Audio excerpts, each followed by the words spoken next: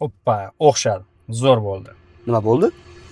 Transfer bo'ldi. Futbolda ham, real hayotda emas, virtual futbolda transfer bo'ldi. Men ayni kunlarda Football Rivals o'yinini o'ynayapman. Bu o'yin haqiqiy real futbol. Gameplay juda oddiy, o'rganish oson va siz unda shunchaki o'yinchilarni boshqarmaysiz. O'zingizni karyerangizni qurasiz. Futbolchi sifatida futbolchi hayotini yashab ko'rasiz. Muzokaralar o'tkazasiz, oltin to'p uchun kurashasiz va jamoa tanlab, akademiyadan boshlab shug'ullanib o'sib borasiz va keyinchalik dunyoni istalgan klubiga o'tishingiz mumkin.